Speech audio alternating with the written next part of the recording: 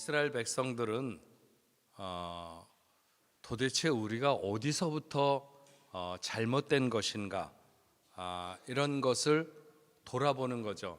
지난 시간에 이 사람들이 초막 나팔절과 초막절을 지내고 끝난 이틀 후에 다 같이 모여가지고 회개의 시간을 하나님 앞에 갖게 되는데, 그 회개를 하는 그 내용들이 오늘 그 5절부터 마지막 39절까지 계속해서 이제 쭉 나오는데, 그 내용을 전체적으로 보면 바로 그런 것입니다. 우리가 도대체 어디서부터 잘못되었는가?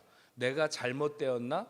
이렇게 생각을 해보니까 나만이 아니라 우리 부모, 조상 이렇게 거슬러 올라가면서 역사를 이렇게 쭉 더듬어 보는 거예요. 말씀의 기준에 비추어서 보는 거죠.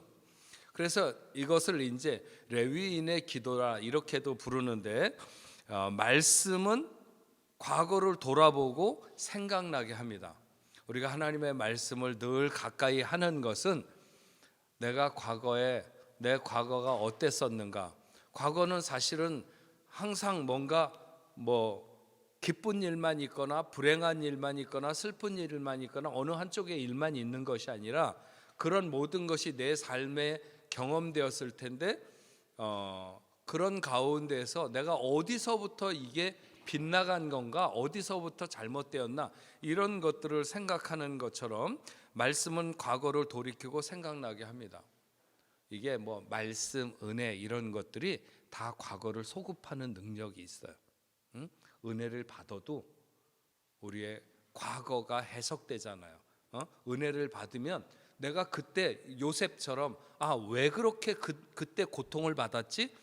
왜 그때 나는 이해를 못해서 내가 왜 팔려와야 되는지, 왜 감옥에 내려가야 되는지 이런 것들을 잘 몰랐는데 하나님의 은혜를 깨닫는 순간에 그 모든 것들이 다 해석되는 거죠. 하나님이 나를 지금 여기 세우려고 그런 환난을 겪게 하셨구나, 그런 고통의 터널을 지나오게 하셨구나. 오늘 낮에도 어떤 집사님하고 만나갖고 식사하면서 이번 주일에 그 어떤 목사님이 이제 다른 우리 교회 안 나오시는 분이신데 이렇게 만나서 얘기하면서 굉장히 어렵고 힘든 상황 속에 있는데, 어쨌든 우리가 뭔가 인내를 한다고 하는 것은 마지막까지 해야 되는 게 굉장히 중요하다. 당신에게 지금이 산을 오르는데 9분 응선을 넘어가고 있든지, 아니면 정말 새벽 미명을 지나가고 있는 보초처럼, 그때 졸린 거는요 말을 할 수가 없어요. 그냥 와서 때려 죽여도 제가 보초를 쓰다가 한번 권총을 차고 우리는 이렇게 그 보초를 쓰거든요. 건물의 안에서 보초를 쓰는 거였었어요. 근데 잠이 들었나 봐, 보초를 쓰다가. 이게 그날 당직사관 비슷한 사람이 지나가다가 자고 있으니까 내 권총을 이렇게 해갖고 간 거예요, 빼가지고. 그러면 이제 그 군대에서는 그건 영창을 가야 돼. 총을 잃어버린다? 그건 있을 수가 없는 거예요. 눈 떠보니까 권총이 없어졌어. 근데 이제 그 당직사관이 그 2층에 이제 근무하는 장교인데, 그 상황실이라고 2층에 이제 있는데 그분이 이제 가져간 거예요. 전방부대에서 그랬다 그러면 그건 정말 그대로 그냥 영창 가는 건데, 이제 그분이 불러가지고 막 한바탕 혼내고 그러고 이제 어쨌든 총을 돌려줬는데, 그런 정말 참기 어려운 시간, 그 시간을 어떻게 잘 넘어가는가. 그래서 제가 그분에게도 그런 얘기를 하면서 모르겠다, 지금보다 더 힘든 시간이 집사님 앞에 있을지 모르겠지만 끝까지 인내하는, 그래서 그 인내에 승리해야 된다. 이제 그런 얘기를 나눴어요.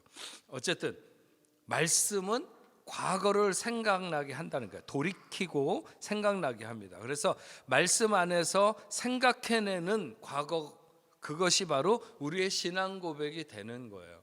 예.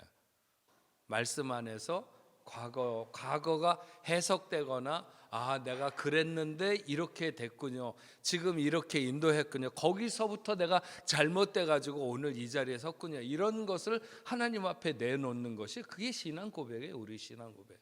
예. 근데 그런 자기의 과거를 어느 때 그렇게 정밀하게 알 수 있게 되느냐? 바로 말씀을 비출 때 그렇게 된다는 거죠. 그래서 그 지난 주일날 그 목사님 말씀도 어떻게 인내할 수 있나 세 가지. 첫 번째는 말씀은 하나님이 우리를 잡는 손. 두 번째 기도는 우리가 하나님 손을 잡는 것. 세 번째 공동체. 아무리 별난 사람도 떨어져 나가면 그 사람은 살 수가 없어요. 펭귄 알잖아요, 펭귄. 저기 남극의 펭귄. 그렇게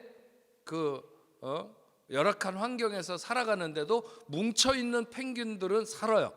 근데 어디 갔다 오다가 지 혼자 뭐 이렇게 떨어진 애는 걔는 못 살아. 결국은 죽습니다. 혼자 떨어지게 되면. 우리 그리스도인들도 마찬가지예요. 떨어지면 타다가 그냥 홀로 떨어지는 장작하고 비슷한 거예요. 그건 금방 꺼져요. 금방 꺼져.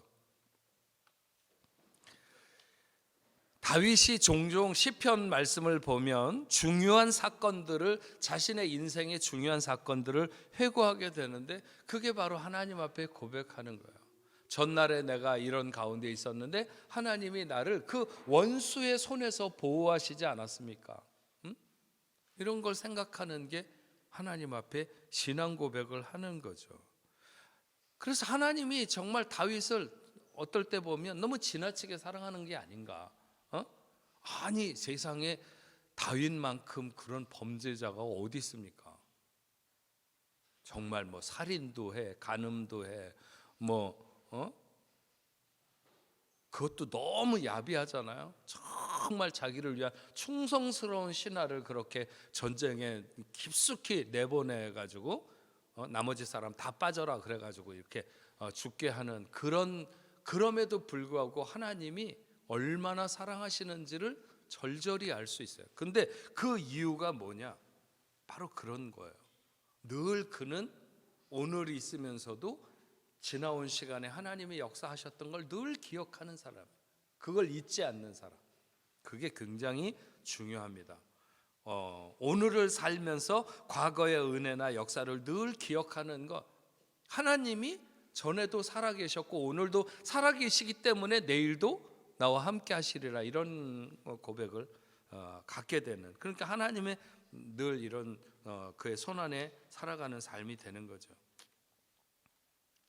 여러분, 지금까지 우리가 살아오면서 우리가 만났던 수많은 기로에서 하나님이 어떻게 역사하셨는지, 저도 뭐라 그럴까, 이렇게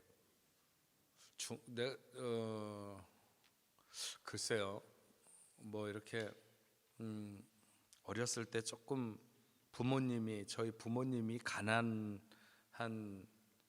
뭐 늘 가난한 건 아니었지만 가난한 시간이 있어서 이렇게 좀 배가 고픈 채로 이렇게 잠이 드는 그런 시간의 서러움이나 그런 것들이 기억이 전혀 없는 건 아닌데, 그거 말고 그거는 이제 조금 더 지나서 무슨 누구 여자애를 그러니까 이제 뭐 중고등학교 시절에 여자친구를 누구를 짝사랑했는데 걔가 나를 안 좋아해가지고 내가 이렇게 마음이 아픈 뭐 그런 거 같은 고통이 인생의 첫 번째 고통이라고 그럴까, 뭐 하여튼 그런 게 있잖아요. 그런 것서부터 시작되면서 제가 문득 이렇게 생각을 해보면 어떤 순간에는 어떤 문제였는지는 정확하게 기억나지 않지만 정말 고통 때문에 숨이 막힐 것 같고 죽을 것 같고 막 그랬던 순간들이 제 인생의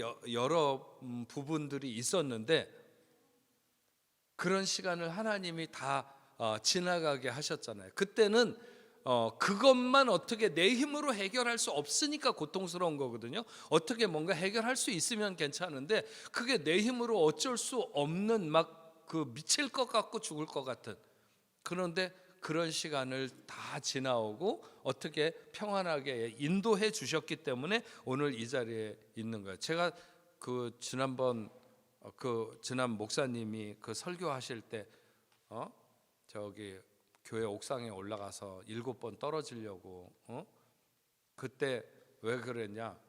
아마 그분은 사채를 쓰셨나 보죠. 그러니까 이제 깡패들이 와가지고 막 계속 교회 앞에서 막 난리치고 그러니까 이제 너무 괴로우니까 이제 그분이 그러셨다는 건데, 저도 생각을 그때 설교를 들으면서 생각난 거예요. 네. 막 깡패들이 와가지고 주일날 아침에 교회 앞에 막 누워 있는 거예요. 교인들 못 들어가게. 그래서 그때 너무 고통스럽고 정말 나라도 칼을 갖고 가서 저놈을 죽일까 막 이런 젊은 날에 생각이 들 만큼 힘든 시간이 있었어요. 근데 그런 어떤 고통의 시간들이 다 이렇게 해결되고 지나갈 수 있도록 이렇게 하신, 그래서 얼마나 많은 그 힘겨움이나 내가 해결할 수 없을 것 같은 고통의 순간들이 있었는데 그런 순간에 하나님이 역사하셔서 넉넉히 지나오게 하셨는지. 예. 거기에는 또 그런 시간을 보낼 때 하나님의 어떤 안타까움이 틀림없이 있었을 것이고, 내가 만약에 빗나가는 시간이 있었다면 하나님은 애처로운 눈빛으로 보고 계셨을 것이고, 내가 너무 애처롭게 오돌오돌 떨고 있으면 하나님이 따뜻한 손길로 나를 인도하셨을 것이고, 수도 없이 많은 순간에 하나님이 그렇게 역사하신 것을 기억하는 것 너무 감사하다. 예. 은혜가 나를 살게 했다고 기억하는 거에 여러분 복입니다. 복이 뭘 내가 많이 소유하거나 높이 올라가는 게 복이 아니라 하나님의 은혜가 나를 살게 했구나라고 하는 것을 기억하는 게 복이에요. 그런 백성이 복이야. 오늘 말씀에 보면 회개가 어떻게, 회개 운동이 어떻게 일어났는가라고 하는 것인데, 특별히 이 유대인들의 지도자들이 먼저 자복하며 레위인들이 단 위에 올라가서 그렇게 막 소리를 내서 부르짖으면서 하나님 앞에 자신의 가슴을 뜯는 그런 시간을 가졌어요. 그래서 사람들이 골방에 홀로 고요하게 이렇게 고백하는 것이 아니라 정말 모든 사람 앞에 부족함을 드러내며 오직 당신만이 답이고 구원인 것을, 하나님만이 답이고 구원인 것을 막 토해내는 거죠. 그래서 모든 사람으로 하여금 그렇게 자복하도록 이끌었어요. 우리가 간혹 세상에 좀 더 많이 배운 것이라든지 아니면 어떤 힘이나 권세 이런 것들 가진 어떤 능력, 이런 게 하나님의 영광을 드러낼 것 같지만 사실은 그렇지 않습니다.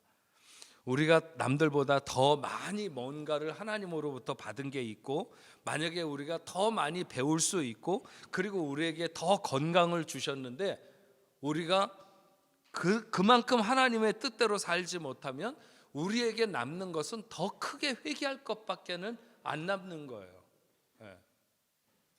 그래서 함부로 막 태산같이 많이 갖고 싶어 하거나 막 엄청 막 뭐라 그럴까, 많이 배우는 거, 배워서 알면 아는 것만큼 더 하나님 앞에 충성하고 헌신해야 되는데 그렇지 못하면.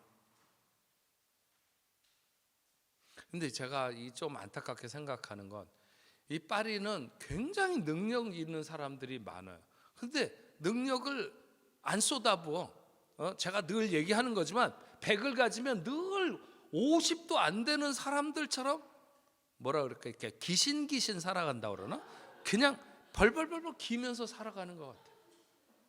근데 미국은 안 그래요. 그 사람들은 능력은 한 50밖에 없는 것 같은데 100 이상으로 살아가. 막 할 수 있다, 뭐 된다, 뭐 막 그러면서 막 그래요. 그래서 좀 안타까워요. 그래서 조금 우리 섞어놔야 되는데, 물론 교만으로 넘어가자는 게 아니라 어쨌든 좀 더 우리의 자신을 하나님 앞에 드리면 나도 살고 남도 살고 하나님 기뻐하시는 삶을 살 수 있는데, 너무 이렇게 속으로 다 죽이고 이렇게 살아가는 게 안타까울 때가 굉장히 많이 있습니다. 어쨌든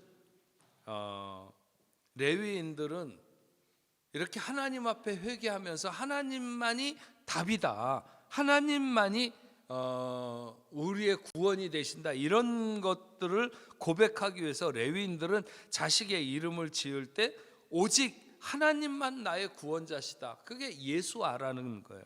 예수아, 하나님이 앞서가신다. 간미엘, 숨기셨다, 하나님이 숨기셨다. 스바냐, 세우시고 분이 뜨겁게 하셨고, 세바랴, 설립하셨다. 그나니, 이런 이름들을 이제 자식들에게 이름을 붙이는 거야. 하나님이 그 순간순간마다 나의 구원이 되시고 나를 세우는 자가 되시고 원수들의 어떤 그 앞에서 감추어 주시고 하는 이런 여러 가지, 일이 잘 되든 못 되든 어떤 상황에서도 우리는 죄인이고 하나님만이 오르심을 선포하는 것, 이게 자복의 본질이라고 말할 수 있죠.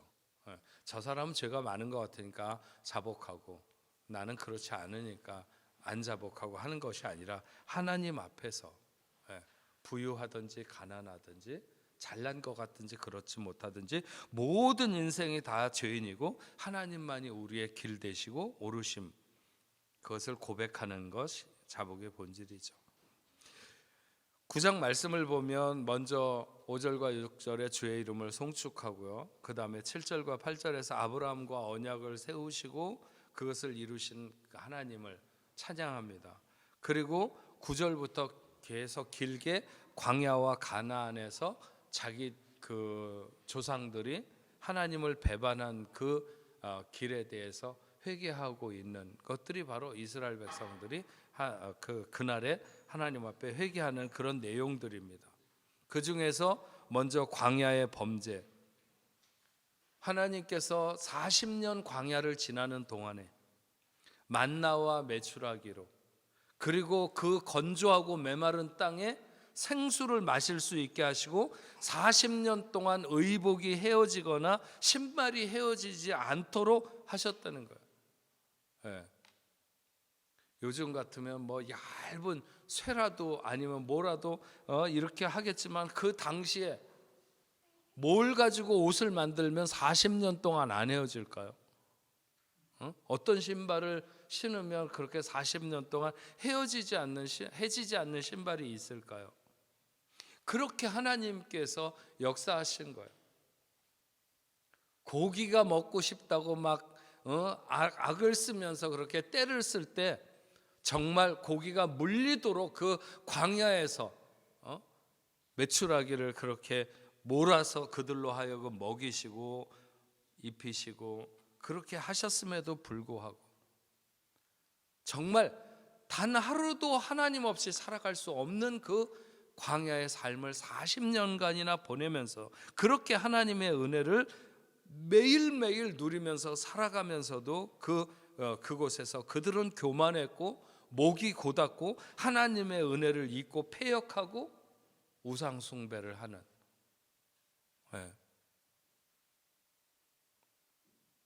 그게 그 광야에서 그들이 범죄한 범죄였던 것이죠.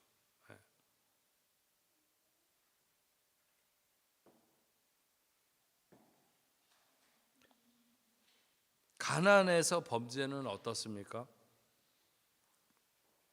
하나님께서 가나안에 그들이 잘 살아갈 수 있도록 정말 대적이 가지고 있었던 그 첫 여리고 성서부터 시작을 해가지고 그런 모든 것들을 하나님께서 그들에게 주셨고, 거기는 기름진 땅이며 아름다운 열매들이 풍성한 그런 축복의 땅, 약속의 땅 가나안을 하나님이 그들에게 주셨어요. 그러나 그들이 끝없이 불순종하고 주를 거역하면서 율법을 등지고 하나님의 뜻을 등지고 살았어요. 그리고 이방 신들에게로 나아가는, 그래서 하나님이 끊임없이 그들을 돌이키려고 그들에게 어떤 시련을, 환난을 주었고 때로는 대적의 손에 통째로 다 넘기셨고, 그런 징계를 하게 되면 너무 또 고통스러워하니까 고통스러운 것을 못 보고 아니면 그들이 그 자리에서 돌이켜서 마음을 돌이켜서 회개를 하면 하나님께서 긍휼을 베푸시고, 그렇지만 그런 악순환이 끊이지 않고 반복되는, 그게 가나안의 반역이라고 그럴까요? 가나안 땅의 삶의 반역이라고 말할 수 있죠. 하나님은 이런 반역과 범죄에도 불구하고 오래 참으시고, 늘 오래 참으시고, 얼마나 참으실까? 회개하기를 기다리시고, 그러면서도 여전히 사랑하시는, 어쩌면 우리는 삶의 숨을 거두는 순간까지도 하나님의 용서와 그런 은혜를 베풀지 않으면 아마 살아가지 못할 것입니다.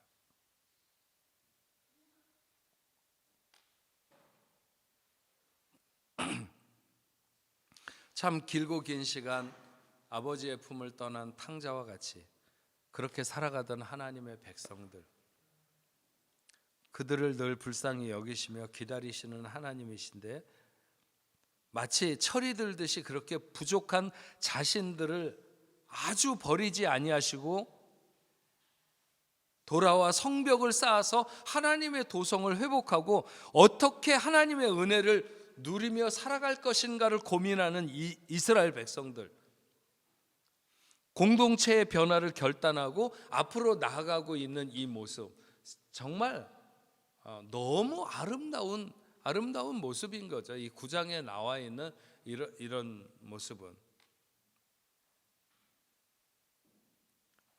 그들이 그러면서 가장 어쨌든 중요하게 생각하는 것은 역시 하나님의 긍휼 뿐이다. 우리가 자유한 자로 부름받았는데 죄와 반역으로 스스로 노예의 길로 걸어 들어간 인생들. 33절 말씀에 보면 우리의 당한 모든 일에 주는 공의로우시니 우리는 악을 행하여 싸우나 주는 진실이 행하셨음이니이다. 예. 우리를 보고 인내하시는 하나님은 결코 쉽지 않아요. 예.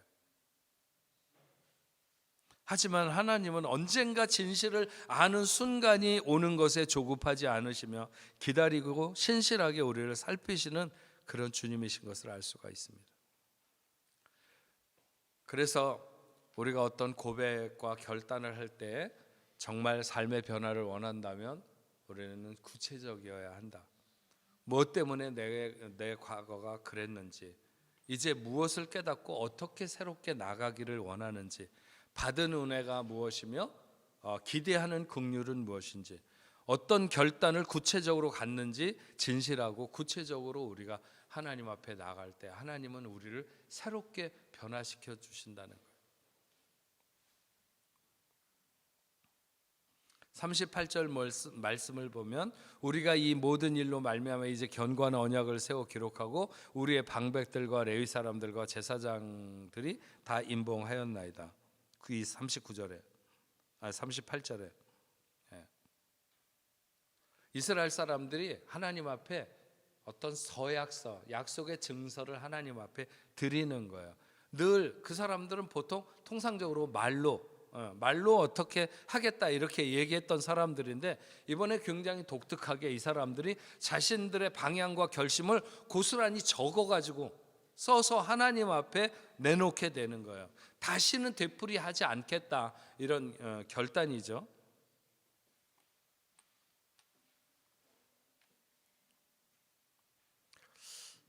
그들은 불행이 닥치면 하나님이 돌보시지 않았다고 책임을 하나님께 돌렸어요. 그런데 알게 된 것은 그게 아니었다는 거예요. 우리가 왜 이렇게 고통을 당해야 됩니까? 원망을 많이 했는데 하나님의 말씀을 듣고 깨달아 보니까는 아, 그게 아니야. 우리가 잘못해서 우리가 범죄했기 때문에 이렇게 됐다는 것을 알게 되는 거예요. 자신들의 죄가 자신들을 죽게 했다는 거죠. 하나님을 등지고 하나님의 사자들을 죽이고 죽을 수밖에 없는 죄인들이어서 자신들이 그렇게 버려진 것을 알게 된 거죠. 그래서 하나님과의 언약을 잘 지키겠다고 온 백성이 마치 연대 서명을 하듯이 그들의 지도자들이 함께 서명해서 그것을 하나님 앞에 이렇게 갖다 놓는, 자신들의 조상이 저지른 죄와 그 모든 것을 열거하고 마침내 결심하는, 이제 분명히 하나님 앞에서 살겠다, 죄를 대항해서 살겠다, 죄 때문에 수도 없이 매를 맞았는데 이제는 그렇게 살지 않겠다, 무너진 하나님의 법을 세우고 새로운 삶의 궤도로 들어서겠다고 결단하는 온 백성이 그렇게 결의를 한 거예요. 여러분, 우리가 살아갈 때 외부의 적이 공격을 하거나 아니면 내면이 악한 습관에 젖어 있거나 잘못된 태도가 있든지 결국 가장 중요한 것은 하나님과의 관계를 바로 세우는 데서 이런 문제들이 회복되는 거예요. 무너진 하나님과의 관계를 회복하게 되면 거기에서 길이 보이기 시작하는 거예요. 하나님은 죄와 허물을 용서하시는 분이십니다. 심각한 죄인을 용서하시는 것은 그분의 능력이고 선하심입니다. 그래서 우리가 그런 모습을 가지고 하나님 앞에 나아가는 걸 오히려 하나님은 기뻐하신다는 거예요.